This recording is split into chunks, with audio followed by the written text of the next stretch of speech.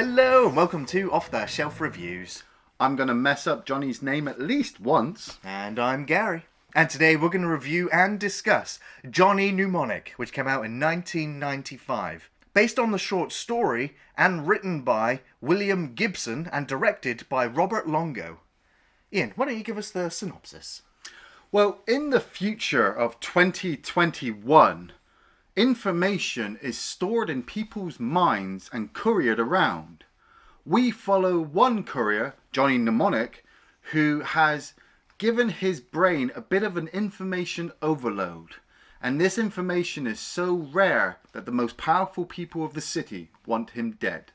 So William Gibson in sci-fi is pretty much like the godfather of, or at least one of the biggest pioneers of the cyberpunk genre. Yeah, I've heard his name at least once. Exactly, and so, he had the book of the same name, and also was the writer behind, Neuromancer, some very kind of early cyberpunk games. Yeah. And he had the script, and he was working with the director, and they were looking at making an art house, independent, low-budget movie adaptation of his material. Yeah. And they were trying to raise, just under $2 million in order to make it. It was going to be in black and white. It was going to be, a very simplified version, but at least it would have been their vision. Yeah. No one was willing to part ways with, and finance the movie. Eventually, Sony Pictures or TriStar Pictures were excited because it was, mid-90s. Yeah. It was the dawn of the internet and, the change in technology. And they saw this as an avenue to make money. And basically to be one of the first films to start showing, this future tech. Yeah. And so they fronted up nearly $30 million to make this film. And so they were kind of a bit overwhelmed with the fact that it just became this big budget movie. Yeah. And sadly, this film had a really troubled production history. Yeah. Where the director and William Gibson himself have pretty much disowned this film. Good. Because, the film was heavily butchered by the studio once it was completed. They took over editorial reins because they said, no one's going to understand this movie, so we're going to re-edit it. And we're also going to bring in Brad Fiedel. He's going to rescore it. Then we're also going to remove all of these sections from the film and then release it because we think now this is more mainstream. And they've just said, that's not my screenplay. That's not the film I directed. Now there is an alternate version in Japan, right? Which has 10 to 15 minutes of extra scenes, has a bit more violence, has a completely different soundtrack, and focuses more on the corporate side of the characters involved in the film. Yeah. Even though that version was slightly better received and maybe is more of the definitive version. Yeah. This film did not do very well commercially, critically. Although, because we're in sort of a cyberpunk renaissance, this film has resurfaced and is somewhat of a cult movie. Yeah, let's not delve too much in the success of cyberpunks, shall we? I every time the word cyberpunk seems to appear, it gets slapped onto something, and then that thing just kind of gets. It gets thrown in the trash. It disappears from obscurity. I like the first one I'm gonna bring up in my mind is Blade Runner. The trouble they went through trying to get their film put together. And then it's released, and then it's it's not received very well, and then it just kind of disappears in obscurity, and only the real die-hard sci-fi fans are going, look, this is one of the greatest sci-fi movies ever made, and it is.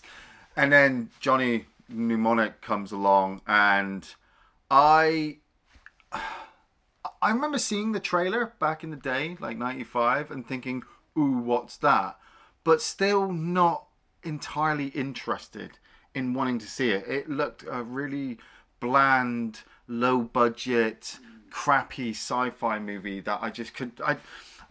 I mean, Keanu Reeves in 95 wasn't exactly the top of my list. I know, he had just done Speed, which was one of his greatest movies. Yeah, but he'd just done Speed. But Speed, you look at the trailer for Speed, you're like, oh my god, I have to watch this movie. You watch the trailer for Johnny Mnemonic, and you're like, what? What's this? And Yeah, like hearing about the fact that the studio came in and butchered it, yeah, I could kind of see that happening. You know, trying to at least translate to screen a story which is, you know, based on a future that is covered by corporations, and the population are so kind of forced into this certain lifestyle of control that, you know, we need all these rebellious elements out there trying to put stop to it. You know, they hadn't done it very well in Running Man. Look how fun that was, you know, with the game show. But the title crawl at the start of this movie, I was in fucking stitches. Like, it's a pretty long title crawl, isn't it? oh yeah, but like not ever seeing this movie at all, and then getting to watch this, you know, at the birth of 2021, which is when this film is set. I was like, yes, like this is a part of history. This is, and it's like the second decade, the 21st century. Corporations control everybody, you know, and the population is forced into basically working for them, and there's this killer virus out there. And I was like, oh shit, wow, that's hitting close to home there. You know, this NAS virus is fatal. But is it? Because the film doesn't really divulge into what it does or how it affects people. Well, how they got it. Henry Rollins' character turns up, you know, at midpoint of the film, playing a character called Spider, who pretty much explains that the entire population is suffering from technology sickness, that there is so much technology around us that it is making everybody ill, sick, and then dying. Yeah, because it's advertised that you need all of this, all these augments. You know, but you never really see it. You know, it's just kind of explained to you, you know, and I have to keep reminding myself, Iain, it's 1995, okay? Like, you'll be lucky to see a mobile phone on this fucking set, let alone a vape stick or hover boots or cars. And you've got this secret organization of hackers that are going around, you know, and stealing information from these corporations. And so that's what brings in the couriers, which is what Johnny is. And I love the fact that his alias is Mr. Smith. Right, yeah. And he's basically, for this movie's purpose, he's the one. Yeah. And he's called in for one more job because it seems like he wants to retire. He wants to get out of the courier game. Yeah. But Udo Kier turns up, is like, no, you got to do this job. It's a big paying job. Go here, collect the information, download it into your wet neuro brain web thing. Yeah. And transport it over here. Simple job. Oh, by the way, they're all rookies, so good luck. Man, I don't know if I can get behind Keanu Reeves, you know, transferring programs into his brain for a plotline of a movie. Really? Yeah, like, I don't think it works. One more run, Johnny, and then you could cover it, provided it's the rich one. For me, I'm trying to get behind this film. And like I said, for joking purposes, 4 years after this, we would get The Matrix, which would, again, catapult Keanu Reeves, you know, to stardom. Yet here we are, 1995, with this movie. And maybe it's the way that Robert Longo was filming it, or the way that the studio may have butchered it, leading up to certain sequences. Like this whole sequence of him in the hotel, and this hooker that he's with, like, I'm getting a bit of a noir feeling from him. Oh, absolutely, yeah. You know, but it just doesn't feel right for this, the way I feel about this film. Like, I know that this film isn't going to maintain this noir feeling throughout the whole of its running length. But with the hooker, she's like, oh, we need ice. And she just gets up and goes. And he's like, oh, but we've got, oh, she's gone. And I'm like, okay, am I supposed to garner that he's lonely? You know, what is the basis of this Johnny character? But no, nope, just get to, obviously, you know, this location. Well, it's only later in the film that we realise that he has no memory of himself. Because in Cyberpunk, or in this universe, yeah, you know, your memories are like gigabytes. They're megabytes of memory. Yeah, it's literally. Space. And because you can only transport so much information, he deleted part of his own memory in order to be able to carry more information and therefore take the bigger jobs. Yeah. So he really is almost like a non-character in the film. Yeah. But we do get the idea that he is very good at his job, because when he turns up at his new job, he pretty much just takes over, even though everyone's pointing their guns at him. Yeah. Double cheese anchovies? You are Mr. Smith. He's just like cracking jokes. You know, he's told the risks that, you know, he's going to be transporting more memory than anyone could possibly handle. Yeah. And he's just like, let's get on with it. Yeah. You know, and it is kind of weird. It's you know, it's supposed to be high tech, but I guess it was high tech for 1995, because we look at it now and we're just like, why are they using fax machines? You know, it's like, this is really redundant tech, like by today's standards. That's what I couldn't get behind as well. Just this whole, you know, like you said, this whole universe that he's in, everything is just so old and out of place. But it's practical, you know. Like I kept saying this to myself. There's no real computer generated imagery in this movie, and if it is, it's 1995 CGI. Well, I mean, the film opens with that CGI, with the internet introduction. Yeah, but that's it. It's so bad, you don't want to use it too much. So you use a lot more practical effects, don't you? So you got that big plastic thing that goes on top of his head, and he's just like, jack me in, or jack me up, or whatever his goddamn line is. But it's when you look at it, it's him downloading all of this information, and it's supposed to be such a great sequence, but it also looks so bland, graphically wise, that in my mind, I'm like, look, it's just Keanu Reeves gritting his teeth. Right, yeah. You know, and he's acting. He's acting. Like I said, 4 years from this, he would do the exact same thing with less. Yeah. With a bit more technology, and it will look just as awesome. Yeah. But in this film, No. Hit me. Well, now he knows kung fu, and but he's got a bit of a nosebleed, so he ends up in the bathroom and he's doing a bit of tai chi, Yeah. a bit of Zen, before the Yakuza burst into the hotel and blast everybody. yeah, we've got Takeshi Kitano playing Takahashi, the head of the corporation who wants the information back. Yes. So you know, this group of people who had this information for Johnny were like a splinter group, and Takahashi has sent his goons to get the information back. Oh my god, they're useless. They are just like, they're not entertaining to watch at all. They take out these guys, and one of them comes to the bathroom, and Johnny's just hiding behind the door. And Johnny kind of just pushes him over, Yeah. you know, and tells him to stay there, and that's it. He escapes out the hotel room. But then it's that transformation where he gets into the elevator and then steps out, and like you're looking at it, you're like, is that Johnny? Like, is it? Oh no, it was. Oh, it's gone. Yeah, I had to rewind this twice to understand it. You know, we see the sequence of Keanu Reeves pull out a hat, and so you're like, okay, but we don't see him put it on or it change him. We just see him step out the elevator with this hat on, and now he looks like a completely different person. And so him wearing costumes or disguises also plays no important part in the rest of the film. It was just like, that one shot is all we got. It was like, oh, okay. Yeah, he needed to escape. It was like he just walked off the set of Virtuosity.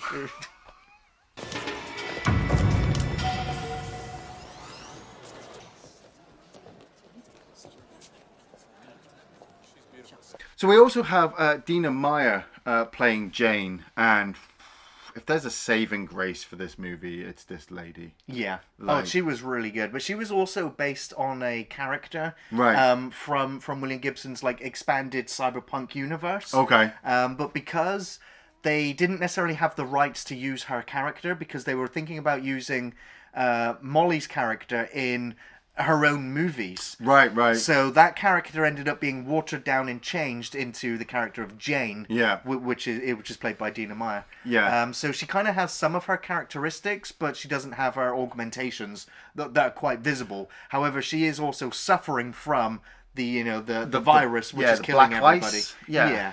Because like she wants to work for Ralphie, you know, who's the job giver to Johnny Mnemonic, but he's already got like bodyguards and he doesn't really care about Jane. And so I kept kind of losing interest in the Jane character because, you know, they want to make her a focal point. Look, here she's trying to work with the boss, and then she's going to hook up with Johnny, you know, but she's suffering from the illness, so Johnny's going to have to take it upon himself to rescue her. But Johnny's not a selfish person. I don't get that from Keanu Reeves acting. Like, he wants to save everybody. So her being like, like the innocent in all of it, I would have maybe liked her to be a bit more of a bodyguard for Keanu Reeves. You know, maybe she could have learned kung fu at some point and started kicking ass. That would have been fun. But they just kind of get together and obviously get introduced to Ice-T's character, J-Bone, who's also after the information in Johnny's head. And the three of them start to get together of, you know, Johnny knows that the information in his head is going to kill him. Yes. Because there's far too much of it.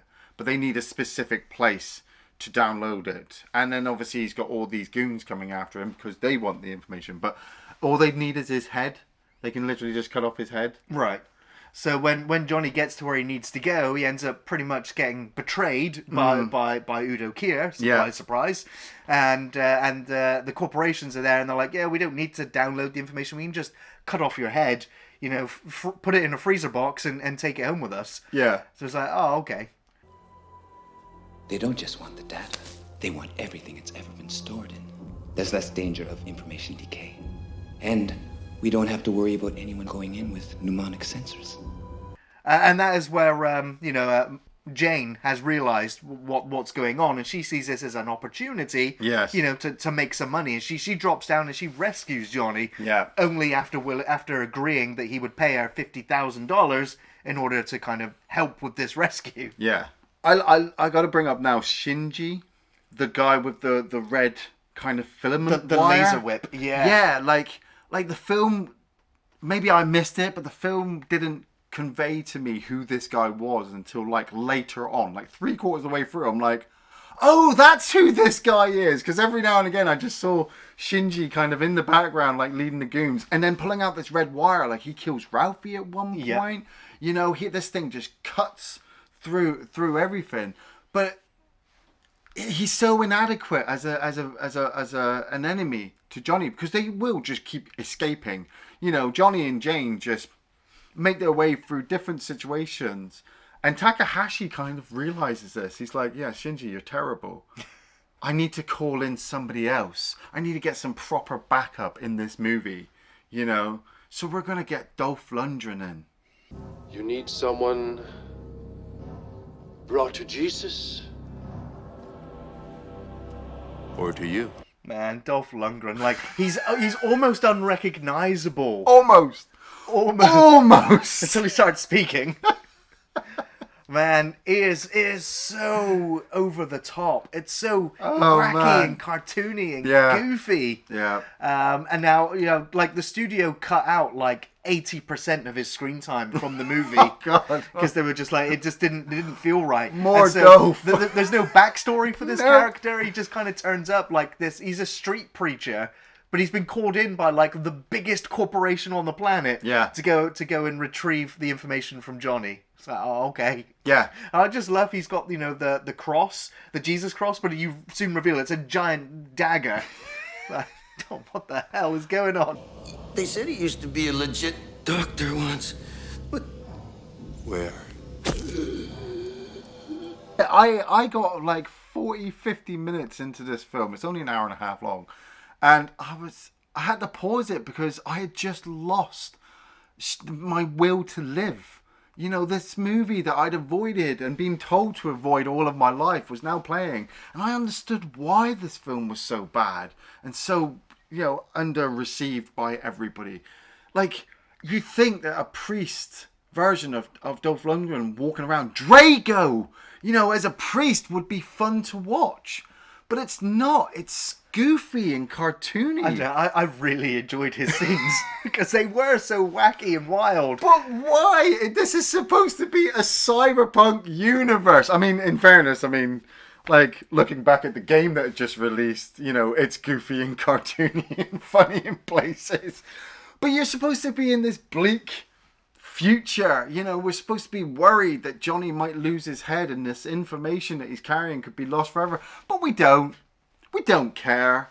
You know, we should care that Jane, you know, is suffering from this black ice and that Johnny has to put his life on the line to save her. No, we don't.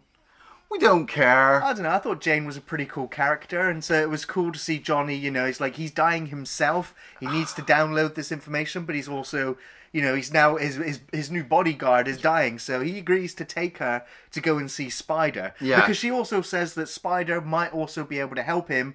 You know, as a data ripper himself. I know Henry Rollins is great. I do like Henry Rollins, but Henry Rollins trying to be a really smart guy, telling us all this technological jargon, you know, that really is all made up, really. I just wanted something more. I just needed something more to happen in this film. You know, because that's what the studio kept saying. And that's why the studio kept going, right, we need more action scenes because there's not enough action in this action movie. No. And they were like, it's not supposed to be just an action movie. Let's do more fight scenes. So Henry Rollins realizes that the information in Johnny's head is actually the cure for Naz. And it also turns out that he was also the original recipient for the data. And you're just like, well, that's a coinky-dink, isn't it, really? Yeah. You've come to the right place after all. Yeah. That's it. The film is just so coincidental. I just couldn't get behind it. But before they can do the data transfer, though, in comes Cyber Jesus. And he starts mucking up the place. And so Johnny and Jane do a runner. They just run away. Whilst Spider kind of, well, he gets tortured. And we see him getting slowly crucified. Yes. Yeah. And you also realise with Takahashi as well that, you know, he's come across a ghost in his machine. Right. You know, there is actually a woman. I need your help with this one because I didn't catch her name or what she was. It does pop up towards the end of the film that she was the founder of the company that Takahashi is now the manager of, the CEO of. Yeah.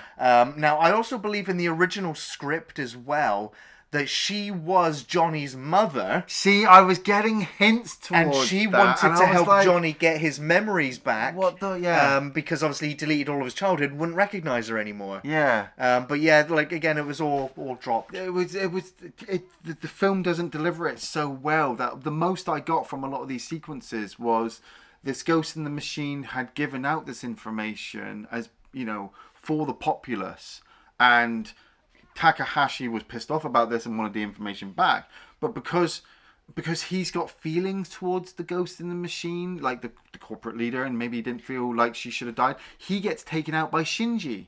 Yeah. Towards the end of the movie, and Shinji wants to take over and kill everybody because he wants money. Well, there was also, you know, another. You know, this is again more. It was restored in the Japanese version. Is that Takahashi's daughter had also died from the same illness that's affecting everybody, and he is a part of the corporation that is, you know, trying to heal the populace.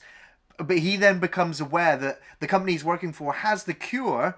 But they've decided to not release it in order to make the financial gain. Yeah, and that's why he kind of turns and helps Johnny, you know, towards the end of the film. Yeah.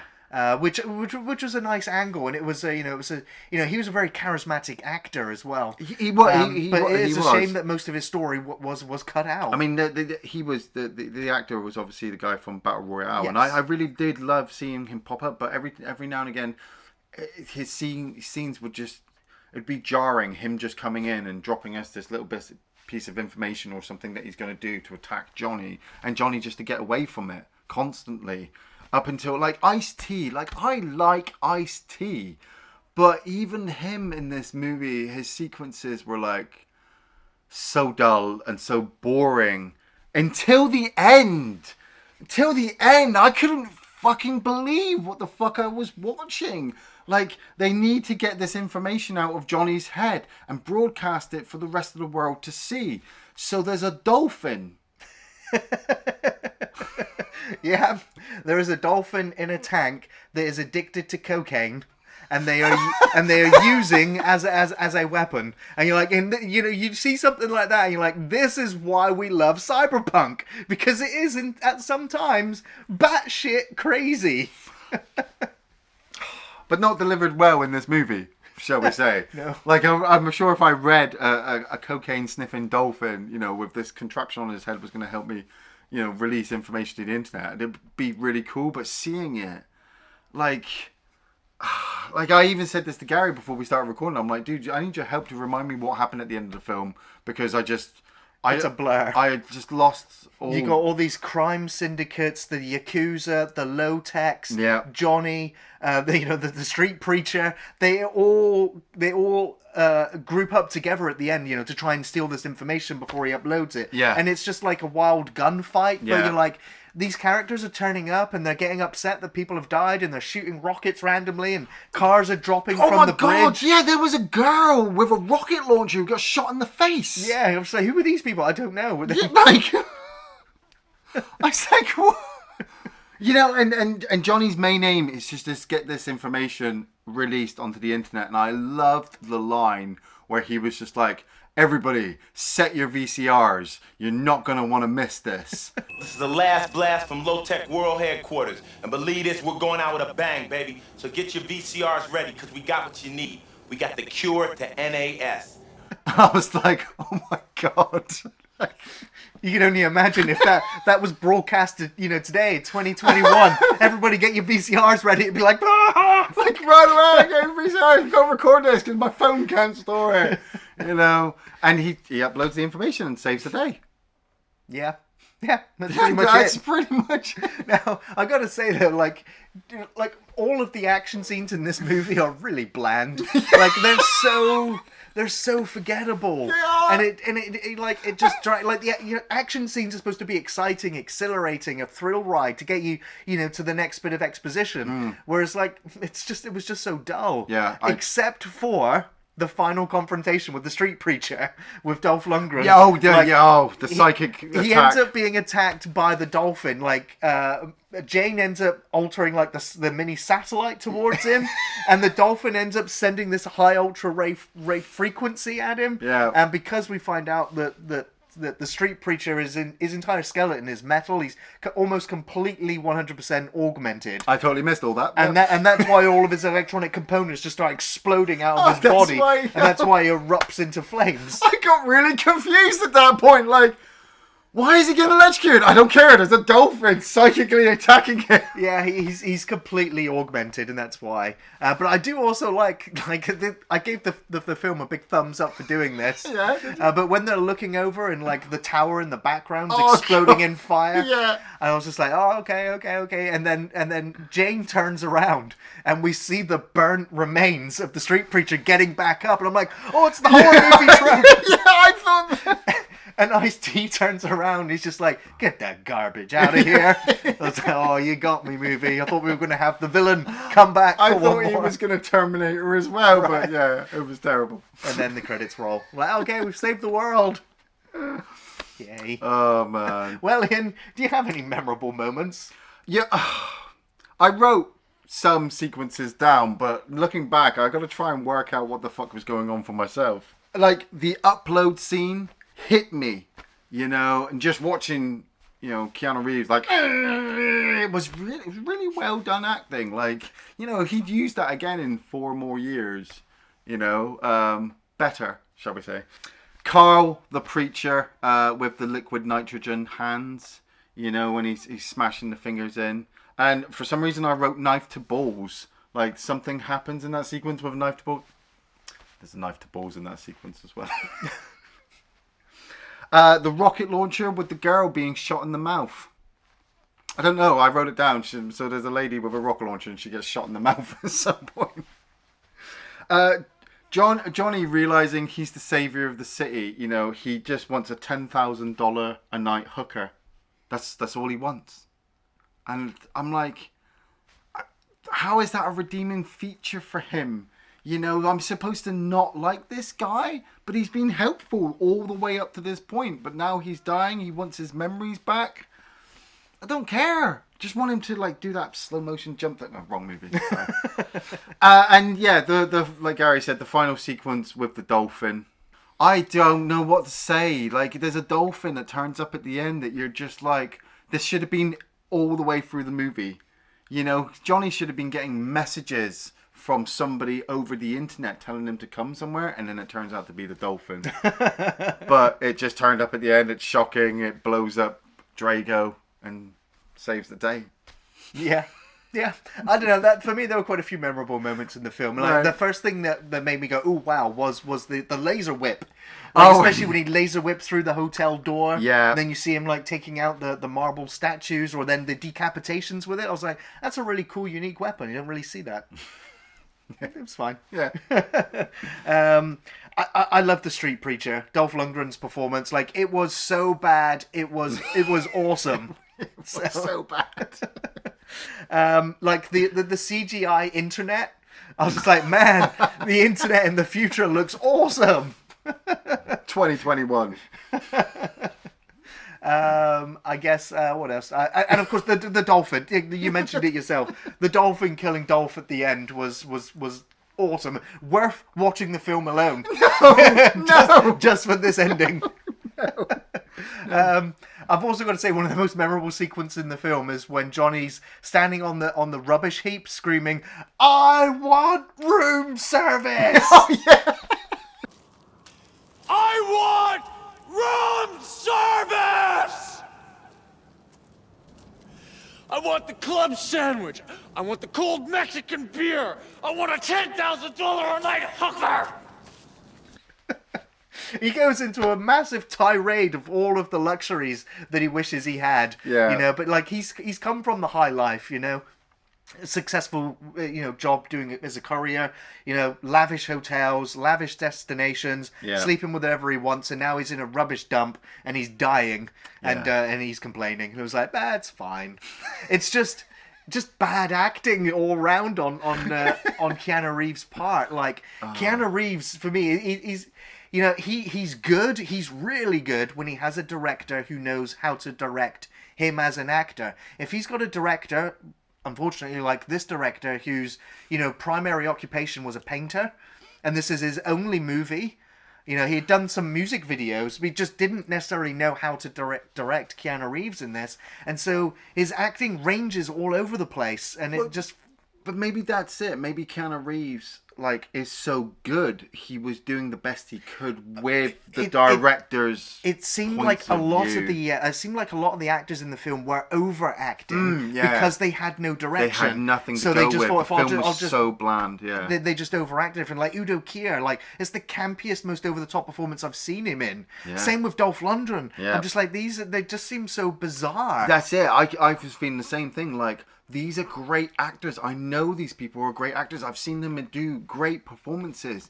But this film is so bad. How are they making this film worse? But then again, the studio edited it, and also they butchered the screenplay after it was finished. Exactly, yeah. So it's hard to say where the fault is, except that all these parts don't really mix very well. I know where the fault lies. Well, Iain, would you recommend Johnny Mnemonic? No, I do not recommend this movie. I don't even want to say its name. It's so bad. Yes, it lies wholeheartedly at the feet of the studio for not allowing the makers of the film, like they've done so many times in the past, like I said, with Blade Runner, to just do what they want, work with what they've got, deliver this message.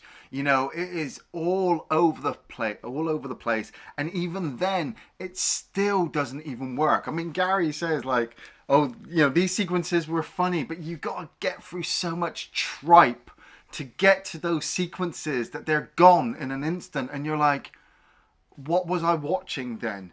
A lot of our favorite sequences are just stupid. I'm trying to remember any redeeming factors with this movie. I can't. I think about The Matrix. I'm like, I totally would watch Matrix Revolutions and Reloaded back to back before I even consider trying to remember this fucking film. Dolph Lundgren, he's a fucking preacher, and it doesn't work. It really just doesn't work. I want to hate on this film, And it is going to my shit pile. Like somebody will say, like somebody will be in the chat right now and they'll say like, oh, is Johnny Mnemonic worse than this movie? The answer is yes. Yes, it's worse than that one, and that one, and that one, and that. There are so many bad movies, but Johnny Mnemonic, oh, you are fucking shit. Now, I would recommend Johnny Mnemonic only as a curiosity piece. As for the most part, it's quite dull. With substandard fight scenes, yes, cheap action, yep, mixed with corny dialogue, totally, and cheesy performances. Massively. I found this film to be a bit of a mixed bag, honestly. Some fantastic ideas, but as a whole, it just doesn't work. No. Dina, Meyer, and Takeshi Kitano were the standout good performers, along with some good, interesting visual CGI effects that are, of course, incredibly dated now. But the soundtrack by Brad Fiedel was also pretty good, elevating the material. You know, I'd also say it's pretty easy to see why genre fans enjoy this film with its dark depiction of future technology, with crime syndicates, mega corporations, street gangs, VR, and laser whips. You know, there are some good moments in the film, but I'd say you're not missing much if you decided to skip this. Yeah. Maybe watch this if you're enjoying the new Cyberpunk game and want to see some of its influences here. It's not terrible, but it's a far cry from great. Thanks for watching Off the Shelf Reviews.